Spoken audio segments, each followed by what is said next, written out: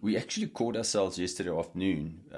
We were actually standing and we were judging other people. And the crazy part is, and I think this is the lesson, and this is this is how we all grow and expand and become that non-judgmental individual that we know we all should be. Is we kind of looked at each other and we were standing and doing our typical program confirmation bias judging of other people, and we both stopped and looked at each other, and we literally burst out laughing, and we realized that we were doing exactly what we were telling other people not to do.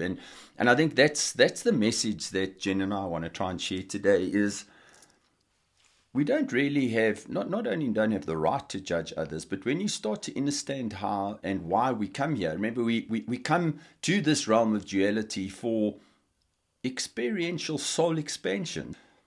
If that's what we come for, let's explore this from the perspective of why we've come. Let's say we've come here to learn patience. Well, if we've come to learn patience, then we're going to be given a lot of reasons, a lot of frustration in our life, because how do you learn patience if you haven't been exposed to frustration, if you haven't been exposed to reasons to be frustrated or reasons to be impatient, etc. And whatever it is you've come to learn, to internalize, you're going to be exposed to those types of experiences. So it's not your job to judge, but yeah, of course you can observe and you can feel empathy. Of course you're going to feel empathy, etc. But getting involved is where the challenge arises. Because remember, that soul has requested that soul expansion experience.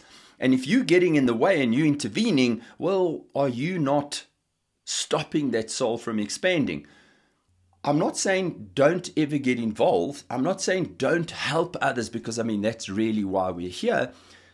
But also learn to understand why people are having whatever experiences they're having, and allow them to have those experiences, because it's those experiences that they've actually come to have for soul expansion. But if you do want to expand and you want to deepen your consciousness beyond this, well, judgment, like I said, demonstrates programming. And yesterday, Jen and I, who know this stuff, we were judging others. So it's not something that's going to happen in a day, but I think daily, if you keep working at it and you keep like catching yourself and, oh man, I'm doing it again. That's the way to grow, to expand, to become that deepened consciousness that we really came to achieve in this realm of duality.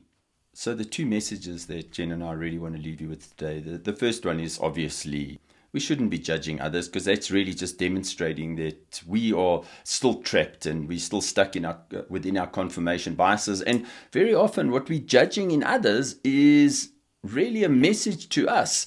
It's something that might be or probably is missing within ourselves. So if you do find yourself judging others, maybe take a step back and go, okay, hang on a second.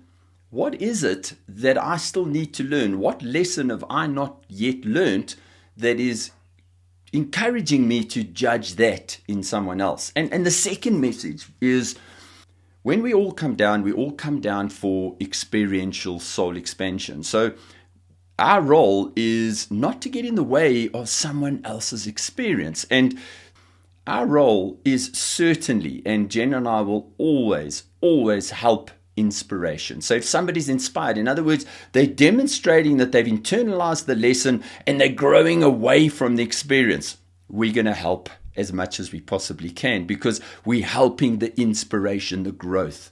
But if someone's stuck in desperation, it's not our role to keep them in desperation. In other words, if you keep feeding those people and you keep helping and enabling those folks, they're never going to learn the lesson. They're going to remain stuck in desperation. So yes, give freely to inspiration. Once you can see that person is growing and expanding, give freely, help them grow and expand.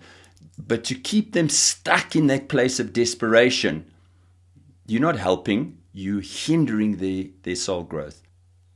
But the caveat that I do want to bring in is you may be compelled or driven to help and support somebody because you have a soul contract, or you are being guided to, because that person's so far off track, you're being guided to help them to get back on track. Otherwise, let the folks have the experience, let them grow.